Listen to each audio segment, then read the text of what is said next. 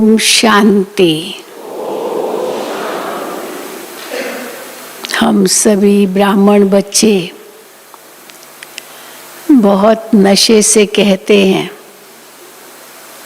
कि हमारे इस समय सब संबंध परमात्मा से है ना। सब संबंध परमात्मा से, शिव बाबा से सर्व संबंध है। हाँ, जो समझते हैं सब संबंध शिव बाबा से है, हाथ उठाएं। हाँ, सभी अवश्य। तो शिव बाबा से सर्व संबंध माना, शिव बाबा हमारा बच्चा भी है, क्योंकि सर्व संबंधों में बच्चा भी आता है। भक्ति मार्ग में भी यही गाते रहे, त्वमेव सर्वम मम देव देव। सब संबंध भगवान तुम्हारे से है। तो बच्चा कैसे समझते हैं भक्ति मार्ग में उनको? हम तो कहते हैं बाबा ये सब जो कुछ है वो तुम्हारा है, आपका है। हाँ, फिर बाबा कहेंगे अच्छा ट्रस्टी होके रहो। तो पिता अपने बच्चे को देता है, फिर खुद भी उसी में ही पलता है। तो बाबा को हमने सब दे दिया, फिर बाबा ने कहा ट्रस्टी होके संभालो। तो बाबा को हमने बच्चा बनाया, जैसे पिता बच्चे को देता है। तो भक्ति मार्ग में कैसे उनको बच्चा बनाते हैं? बाबा कहते हैं तुम श्री कृष्ण अर्पणम करते हो, ईश्वर अर्पणम करते हो ना। तो क्यों करते ईश्वर अर्पणम, क्यों करते हैं श्री कृष्ण अर्पणम?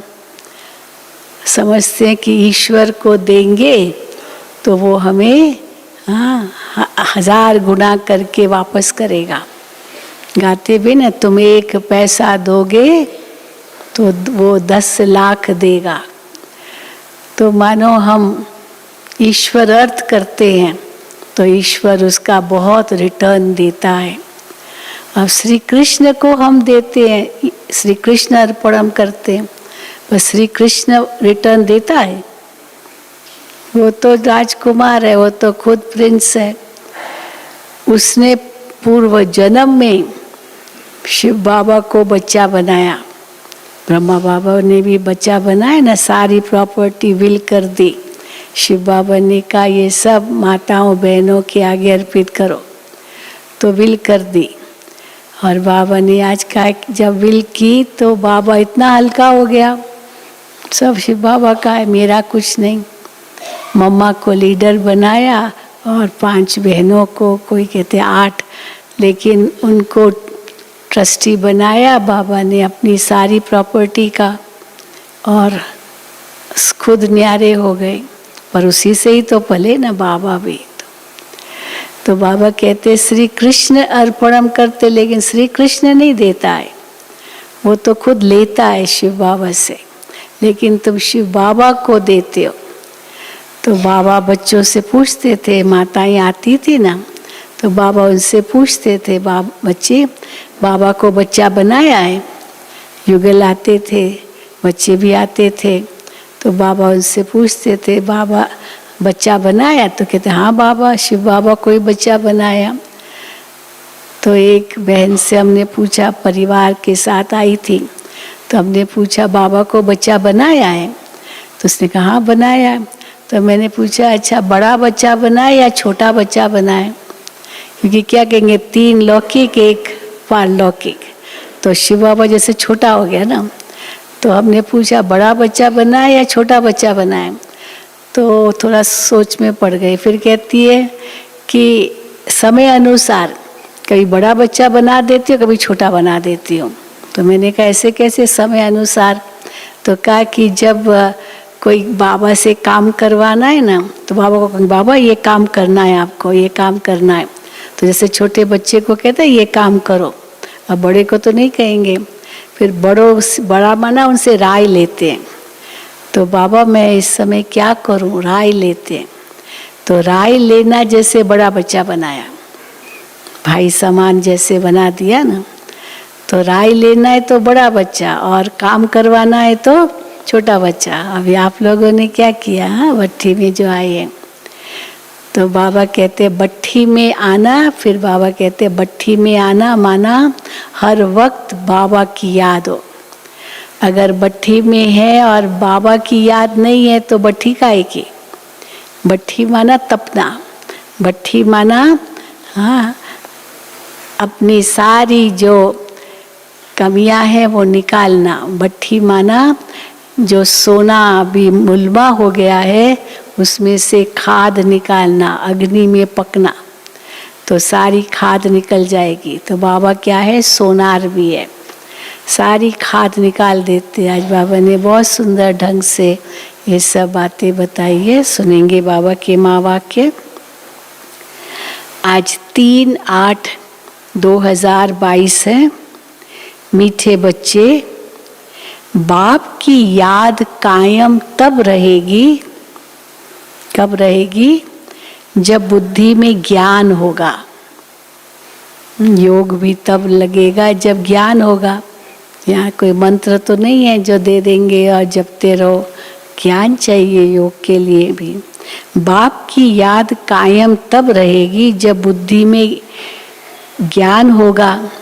ज्ञान युक्त बुद्धि से रूहानी यात्रा करनी और करानी है। ज्ञान युक्त बुद्धि से रूहानी यात्रा करनी और करानी है, क्योंकि स्थूल यात्रा की तो बात ही नहीं है। प्रश्न है, ईश्वर दाता है, फिर भी ईश्वर अर्थ दान करने की रस्म क्यों चली आती है? वो तो दाता है, वही देता है, फिर भी ईश्वर अर्थ दान करने की रस्म क्यों चली आती है? उत्तर है, क्योंकि ईश्वर को अपना वारिस बनाते हैं। भक्ति मार्ग में भी ईश्वर को अपना वारिस बनाते हैं, समझते हैं इसका एवजा वो दूसरे जन्म में देगा। ईश्वर अर्थ देना माना उसे अपना बच्चा बना लेना, बच्चे को दिया जाता है। ईश्वर अर्थ देना माना उसे अपना बच्चा बना लेना। भक्ति मार्ग में भी बच्चा बनाते हो, अर्थात सब कुछ बलिहार करते हो। इसलिए हाँ, यहाँ भी तुम बाबा का कहते हो तो यहाँ बाबा पर बलिहार करने से तो बाबा कहते हैं इसलिए एक बार बलिहार जाने से रिटर्न में वो 21 जन्म बलिहार जाता है। वहाँ तो फिर भी एक जन्म में मिलेगा, अगले जन्म में एक जन्म, यहाँ तो 21 जन्म वो बलिहार जाता है। तुम कौड़ी ले आते हो, बाप से हीरा ले लेते हो। इसी पर ही सुदामा का मिसाल है। गीत है, रात के राही थक मत जाना। ओम शांति। बच्चों ने इस गीत की एक लाइन से ही समझ लिया होगा।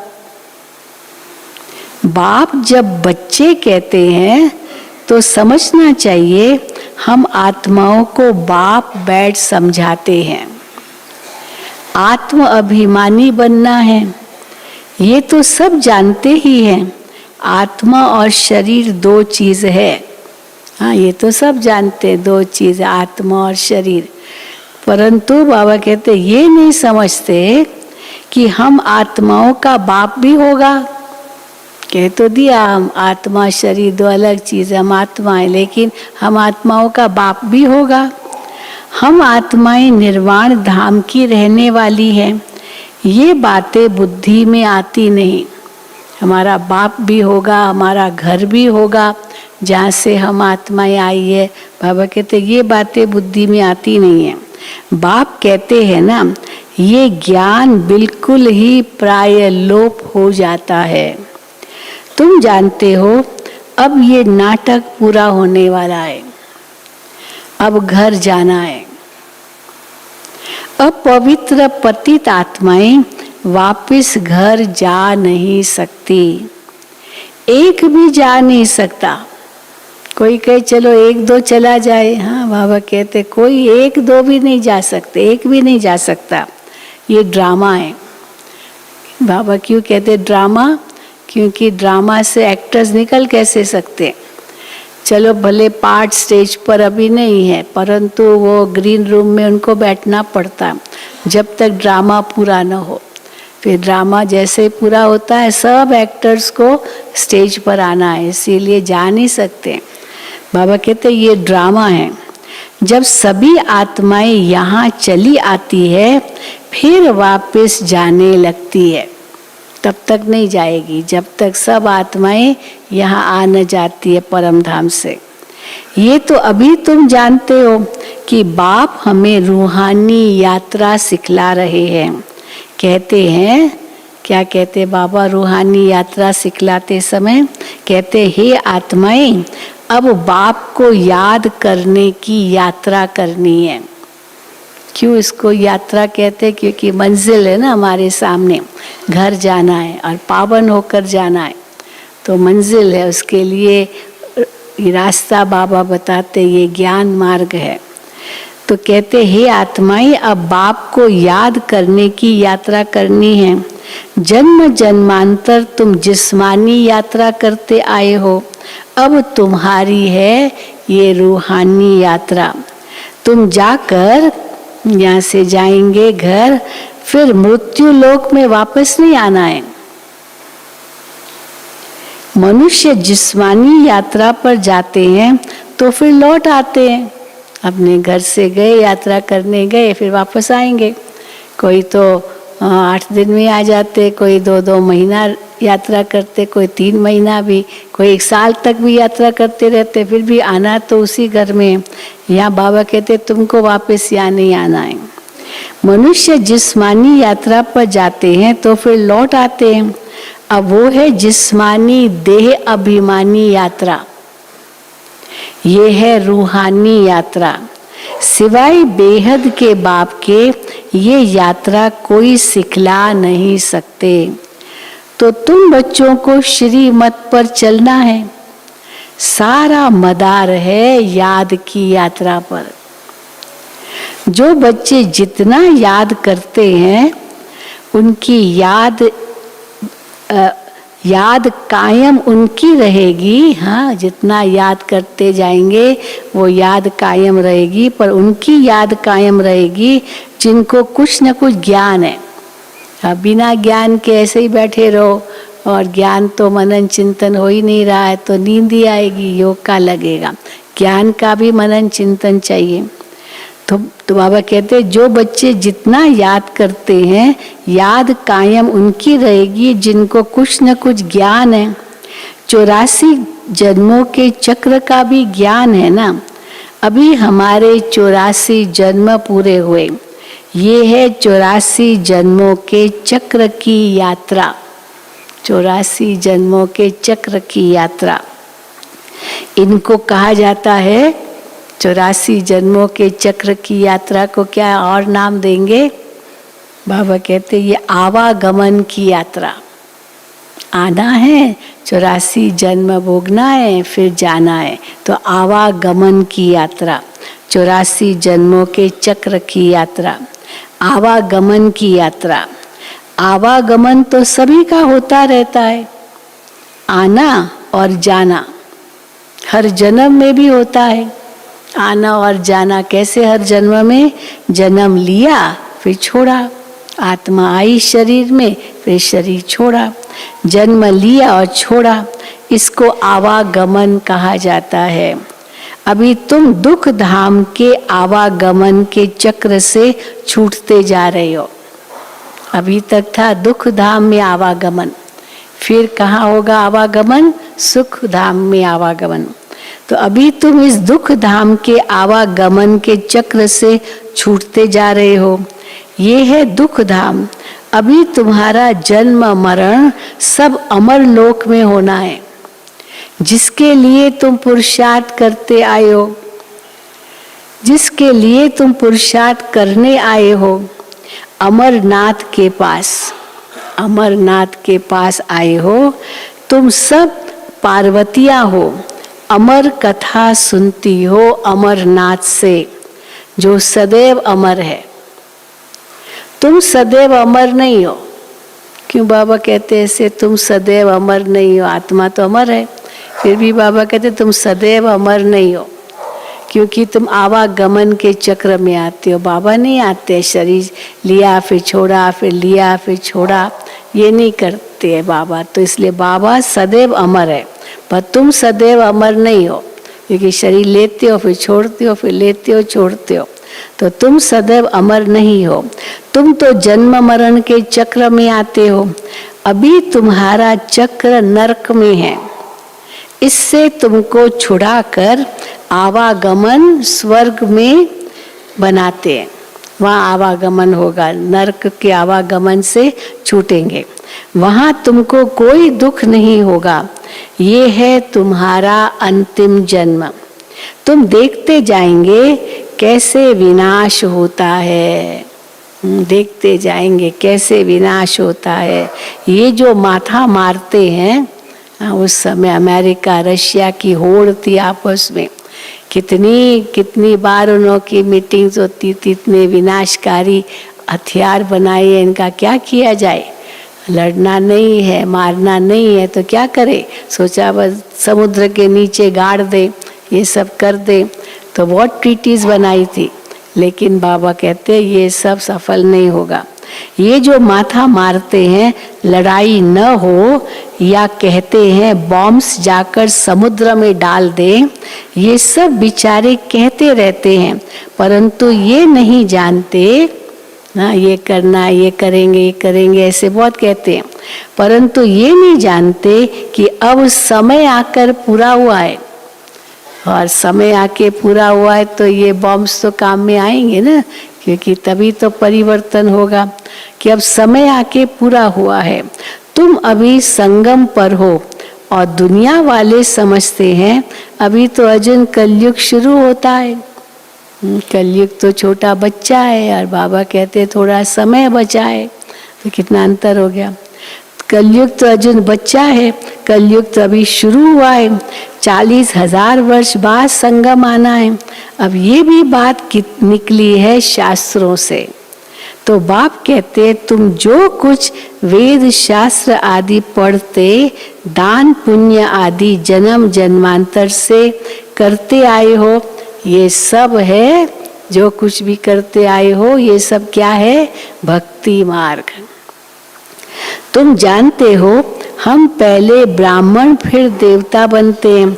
ब्राह्मण वर्ण है सबसे ऊंचा, ये तो प्रैक्टिकल बात है।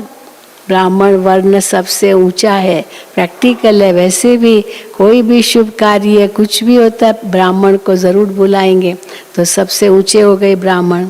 ब्राह्मण वर्ण है सबसे ऊंचा, ये तो प्रैक्टिकल बात है। ब्राह्मण बनने बगैर कोई देवता वर्ण में आ नहीं सकता। देवता बनना है तो पहले ब्राह्मण बनना होगा। तुम निश्चय करते हो हम ब्रह्मा के बच्चे हैं, शिव बाबा से दैवी राज्य ले रहे हैं।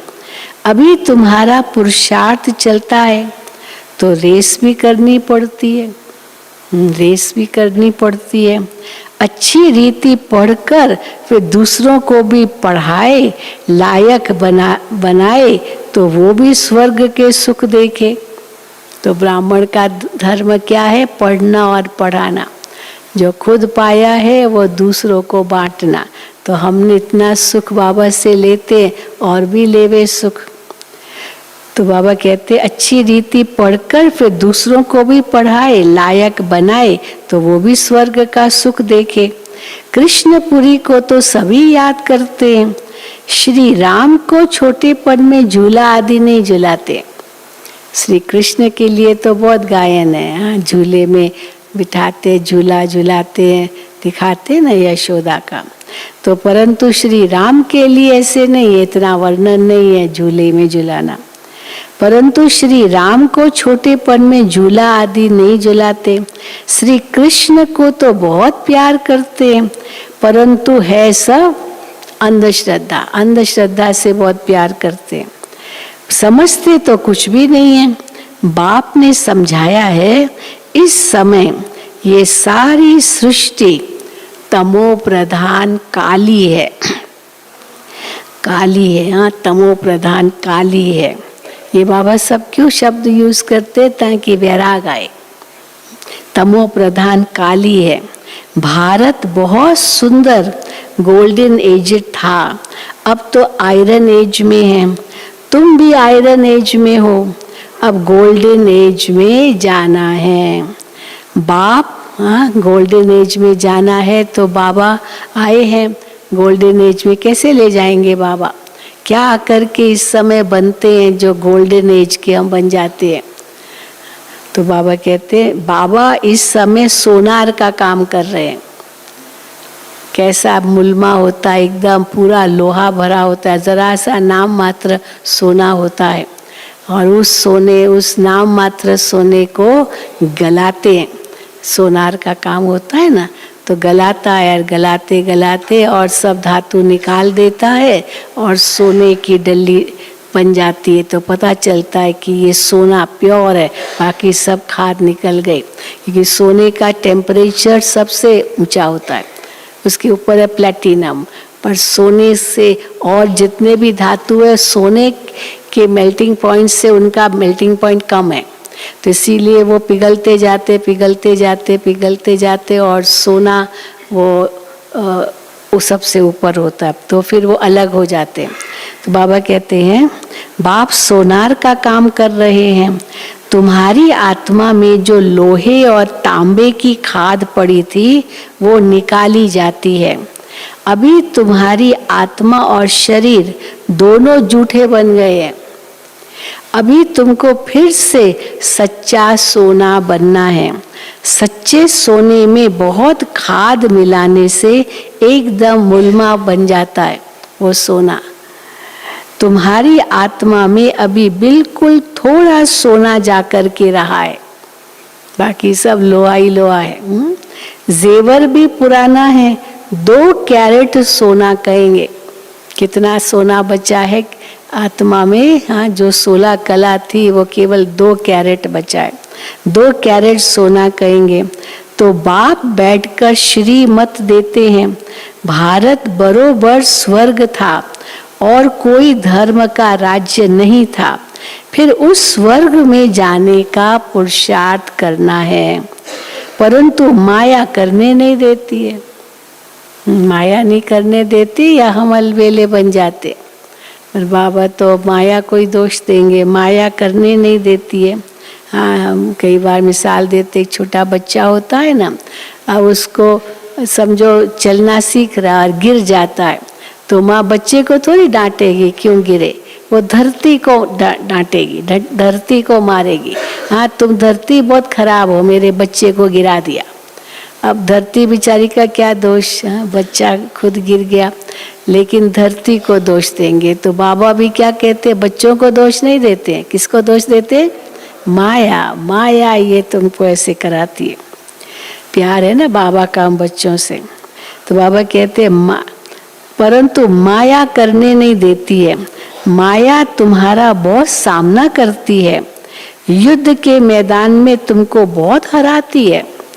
चलते चलते कोई तूफान में आ जाते हैं, फिर विकार में जाकर एकदम काला मुंह कर देते हैं। ऐसे भी हैं लोग। बाप कहते हैं, अभी मैं तुम्हारा गोरा मुंह करता हूँ, तुम विकार में जाकर फिर काला मुंह मत करो। बाबा गोरा बनाते, हम खुद काला मुंह अपना बना लेते। तुम विकार में जाकर फिर काला मुंह मत करो। योग से अपनी अवस्था को शुद्ध बनाओ। शुद्ध होते होते सारी खाद निकल जाएगी, इसलिए योग भट्ठी में रहना है। सोनार लोग इन बातों को बहुत अच्छी रीति समझेंगे। हाँ, कोई सोनार बैठे हैं यहाँ जिनका ये पेशा हो, देखो एक हाथ उठा रहा है सोनार। हाँ, बहुत अच्छा। तो सोनार लोग इन बातों को अच्छी रीति समझेंगे, कैसे लोहा निकलता है, कैसे फिर तांबा निकलता है, फिर चांदी निकलती है, फिर सोना ऊपर आ जाता है। तो सोनार लोग इन बातों को तो अच्छी रीति समझेंगे। सोने की खाद निकलती है आग में डालने से। फिर सोने की सच्ची ढली बन जाती है, वो ऐसे जुड़ जाता है वो सोना। फिर सोने की सच्ची ढली बन जाती है। बाप कहते हैं जितना तुम मुझे याद करते रहेंगे उतना शुद्ध बनते जाएंगे। बाप तो श्रीमत देंगे और क्या करेंगे, और क्या करेंगे बाबा, श्रीमत देंगे।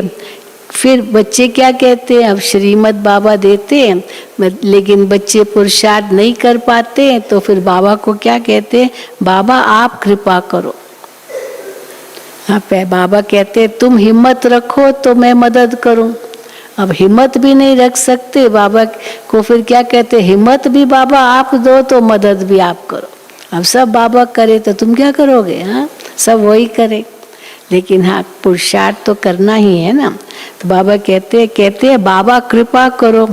अब बाबा कृपा क्या करेंगे, बाप तो कहते याद में रहो तो खाद निकल जाएगी, यही कृपा है। तो याद में रहना है, वह कृपा आशीर्वाद मांगना ही है। आशीर्वाद करो, कृपा करो, मांगते रहना है या बाबा की याद में भी रहना है। इसमें तो हर एक को अपनी मेहनत करनी है याद में रहने की। तो बाप कहते हैं रूहानी बच्चे इस यात्रा में थक मत जाओ, घड़ी घड़ी बाप को भूलो मत। जितना याद में रहते हो उतना समय जैसे तुम भट्ठी में हो, या तो भट्ठी में आए हो तो पूरा समय याद रहनी चाहिए ना। अगर थोड़ी भी याद भूली माना भट्ठी में नहीं हो, पर भट्ठी में हो, बैज लगा हुआ है तो हर वक्त बाबा की याद रहे। तो जितना याद में रहते हो उतना समय जैसे तुम भट्ठी में हो, याद नहीं करते हो तो भट्ठी में नहीं हो। फिर तुमसे और भी विकर्म बनते, ऐड होते जाते हैं। पहले तो और विकर्मों का इतना बोझा है, फिर और विकर्म करेंगे तो और ऐड होते जाएंगे, जिससे तुम काले बन जाते हो। मेहनत कर गोरे बन और फिर काले बनते हो। तो गोया अब बाबा के बच्चे से नहीं थे तो काले ही थे जैसे, हाँ आत्मा तो विकारी थी। फिर बाबा के बच्चे बने, पवित्र बनते रहे, गोरे बनते रहे, फिर अचानक काला मुंह कर दिया। तो देखो बाबा क्या कहते हैं, मेहनत कर गोरे बन और फिर काले बनते हो। तो गोया तुम वैसे 50% काले थे, अभी तो 100% काले बन जाते हो। बाप का बनने के बाद फिर काला मुंह किया तो 100% काले पे, तो 50% काले थे, इतने नहीं होंगे पतित। अभी फिर 100% काले बन जाते हो। काम विकार ने ही तुमको काला किया है, वो है काम चिता। और बाबा कहाँ में बिठाते हैं, ज्ञान चिता पर।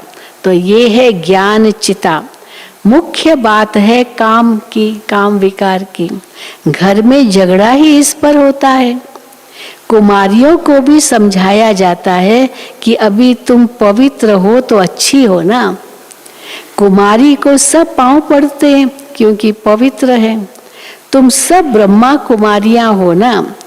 तुम ब्रह्मा कुमारियां ही भारत को स्वर्ग बनाती हो। तो तुम्हारा यादगार भक्ति मार्ग में चला आता है। सब नदियां जो भी देखेंगे ना, सब बहनों के नाम ही है, सब बहनों के नाम है ना, पतित पावनी है। तुम ब्रह्मा कुमारियां ही भारत को स्वर्ग बनाती है। तो तुम्हारा यादगार भक्ति मार्ग में चला आता है। कुमारियों को बहुत मान देते हैं, है तो ब्रह्मा कुमार भी। देखो बाबा बाबा कुमारों का जो सोच होगा बाबा को पहुंचा, तो बाबा कहते है तो ब्रह्मा कुमार भी, परंतु क्यों बाबा इतनी महिमा करते हैं कुमारियों की, माताओं की? क्योंकि माताओं की मेजॉरिटी है, माताओं की मेजॉरिटी है। वैसे जब भी देखो ना, माताएं हमेशा भाइयों से ज्यादा ही होगी। तो माताओं की मेजॉरिटी है।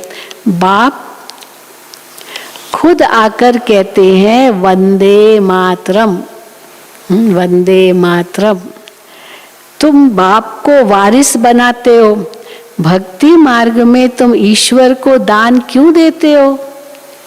बाप तो बच्चों को देते हैं ना।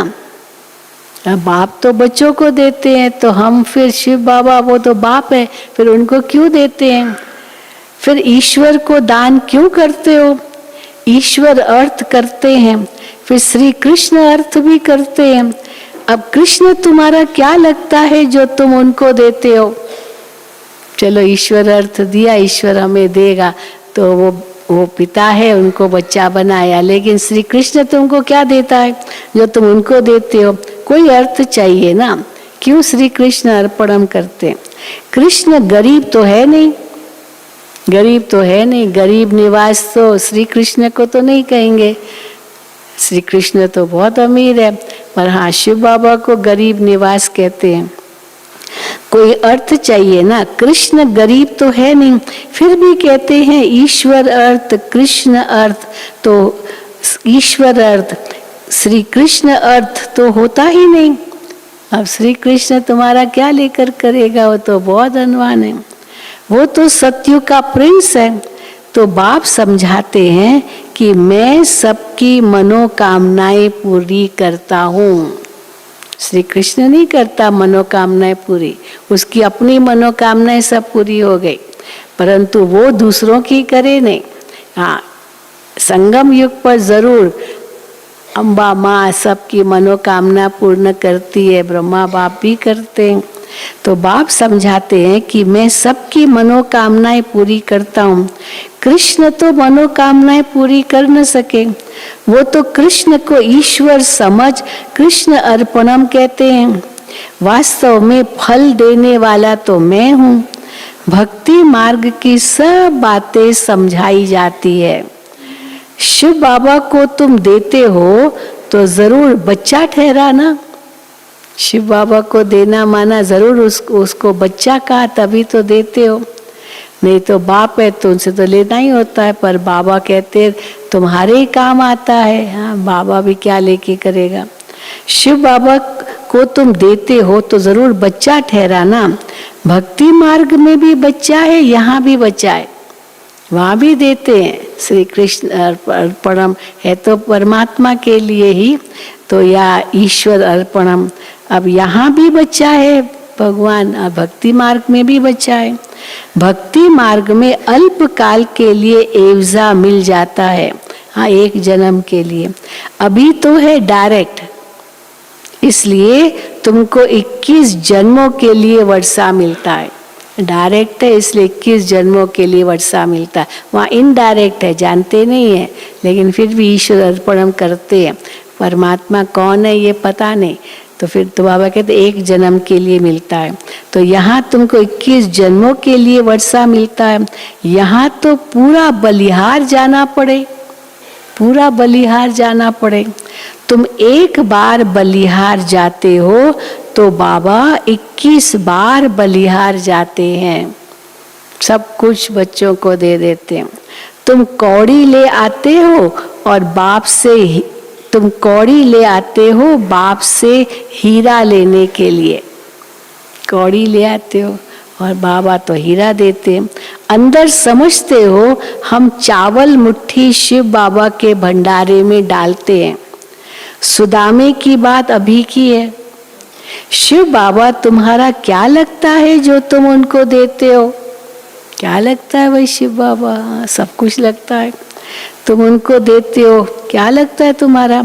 बच्चा है तो तुम बड़े ठहरे ना, तो कहेंगे बच्चा है, बच्चे कहते वो मेरा बच्चा है, तो बाबा कहते तुम बड़े ठहरे ना, वो बच्चा है तुम्हारा। तो समझते हो एक देवे तो लाख पावे, देने वाला दाता तो वो एक ही है।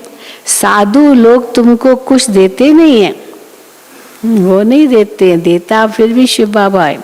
भक्ति मार्ग में भी मैं दाता हूँ, इसलिए बाबा पूछते हैं तुमको कितने बच्चे हैं। फिर कोई को समझ में आता है, कोई को समझ में नहीं आता है। ये प्रश्न बाबा की 4-5 प्रश्न बाबा पूछते थे। सबसे पहला प्रश्न तो यही पूछते थे, बच्चे पहले भी कभी मिले हो? फिर दूसरा प्रश्न कुमारियाँ होती थी तो बाबा पूछते थे किससे शादी करोगी? हाँ, कोट पैंट वाले से या पीताम्बरधारी से, जरूर पूछते थे।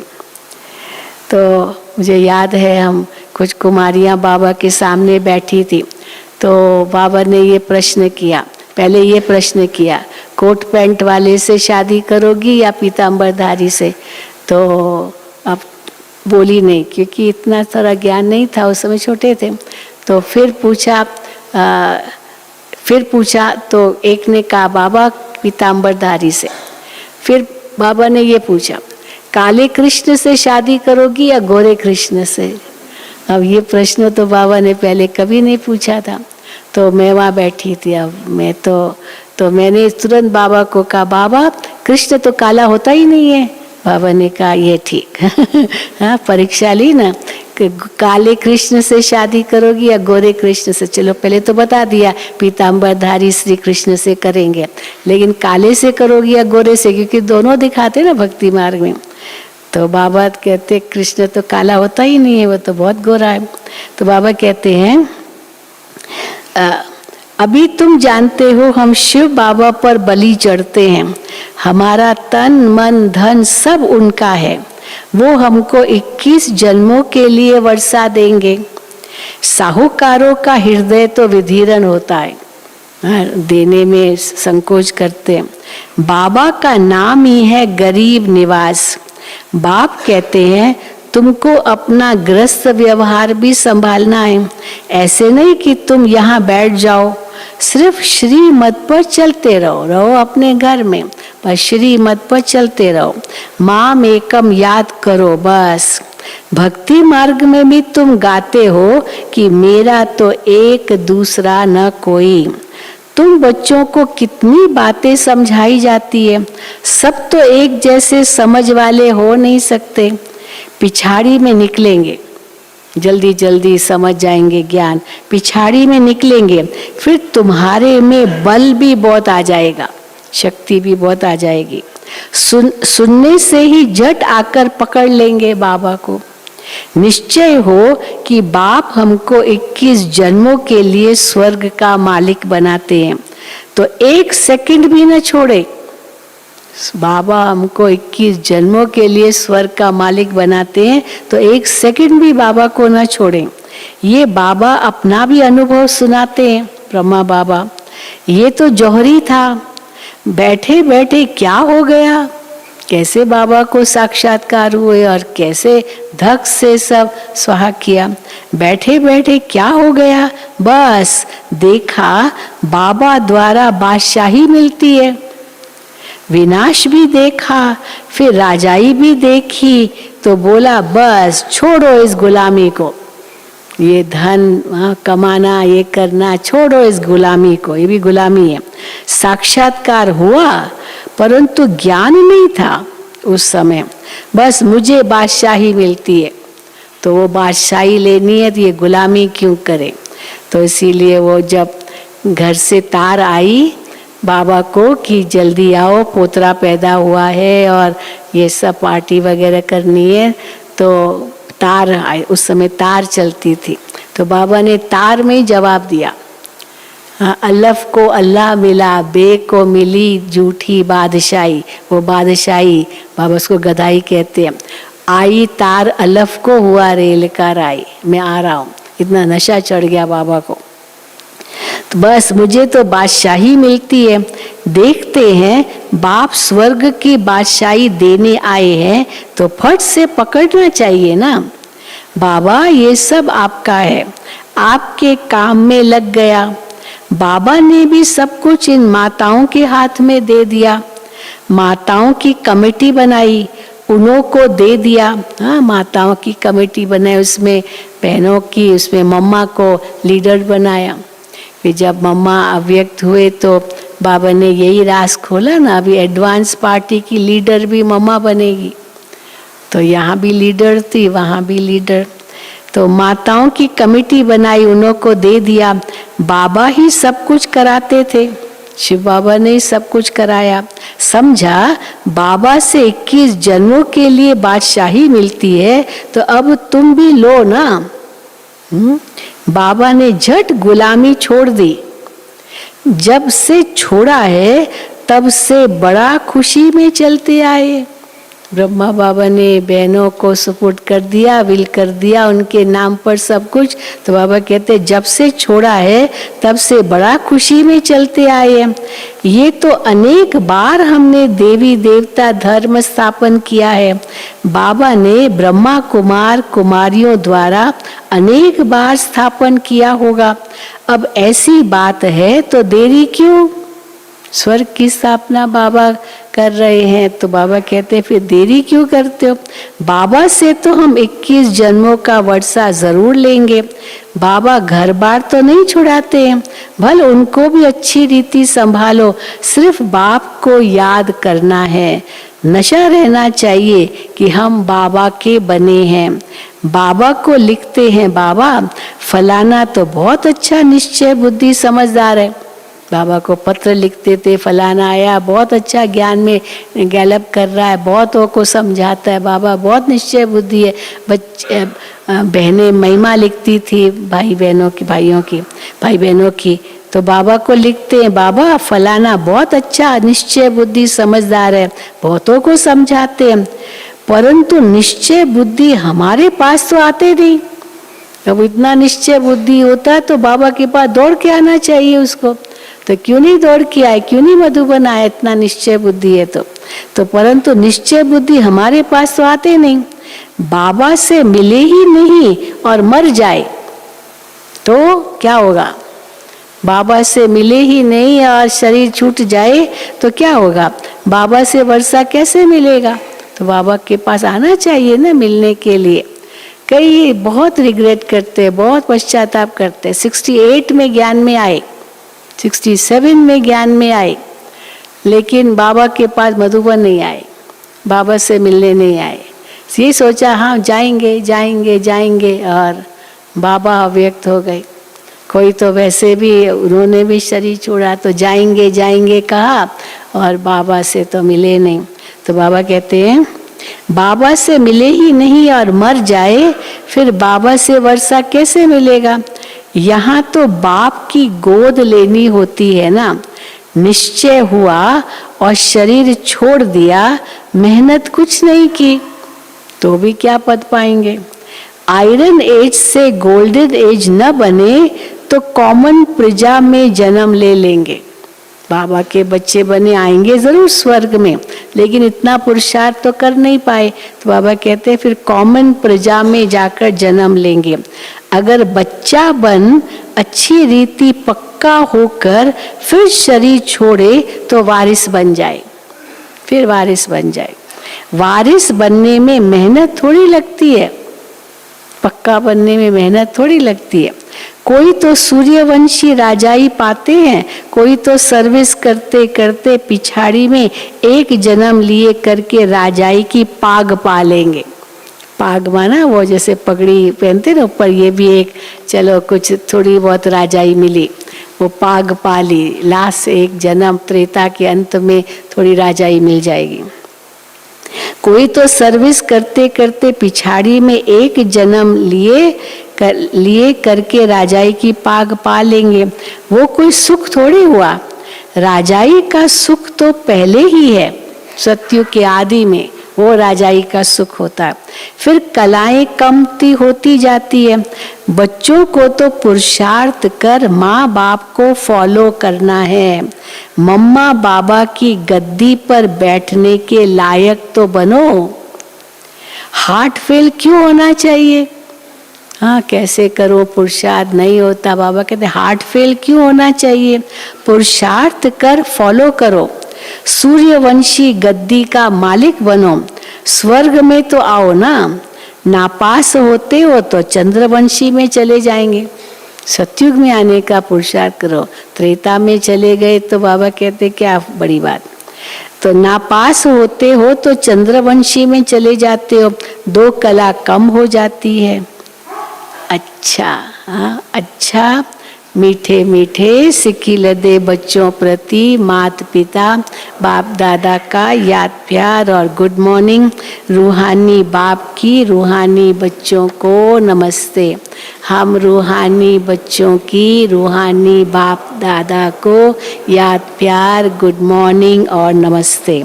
धारणा के लिए मुख्य सार। पहला, बाप से आशीर्वाद मांगने के बजाय याद की यात्रा में तत्पर रहना है। बाप से आशीर्वाद मांगने के बजाय याद की यात्रा में तत्पर रहना है। रूहानी यात्रा में कभी भी थकना नहीं है। रूहानी यात्रा में कभी भी थकना नहीं है। दूसरा, शिव बाबा को अपना वारिस बनाए, उस पर पूरा पूरा बलिहार जाना है। माँ बाप को फॉलो करना है। शिव बाबा को अपना वारिस बनाए, उस पर पूरा पूरा बलिहार जाना है। माँ बाप को फॉलो करना है। 21 जन्मों की राजाई का सुख लेना है। वरदान, निमित्त भाव के अभ्यास द्वारा। निमित्त, हाँ मैं निमित्त हूँ, सब बाबा का है, मैं तो निमित्त हूँ। निमित्त भाव के अभ्यास द्वारा स्व की और सर्व की प्रगति करने वाले न्यारे और प्यारे भव। निमित्त भाव के अभ्यास द्वारा स्व की और सर्व की प्रगति करने वाले न्यारे और प्यारे भव। निमित्त बनने का पाठ सदा न्यारा और प्यारा बनाता है। निमित्त बनने का पाठ सदा न्यारा और प्यारा बनाता है। अगर निमित्त भाव का अभ्यास स्वतः और सहज है तो सदा स्व की प्रगति और सर्व की प्रगति हर कदम में समाई हुई है। उन आत्माओं का कदम धरनी पर नहीं लेकिन स्टेज पर है। स्टेज पर है। स्टेज पर होना माना मैं जो कर्म करूँगा मुझे देख दूसरे करेंगे, तो स्टेज पर सब मुझे देख रहे हैं। तो बाबा कहते हैं उन आत्माओं का कदम धरनी पर नहीं लेकिन स्टेज पर है। निमित्त बनी हुई आत्माओं को सदा यह स्मृति स्वरूप में रहता है कि विश्व के आगे बाप समान का एग्जाम्पल है। स्लोगन, सुखदाता के बच्चे सदा सुख के झूले में झूलते रहो, दुख की लहर में नहीं आना। सुखदाता के बच्चे सदा सुख के झूले में झूलते रहो, दुख की लहर में नहीं आना। अच्छा, ओम शांति, ओम शांति, ओम शांति। अभी हम सब बाबा की याद में बैठेंगे और उसके बाद जो भी भट्ठी में आए हुए भाई बहनें हैं वो बैठे रहेंगे, उनको आज का प्रोग्राम देंगे।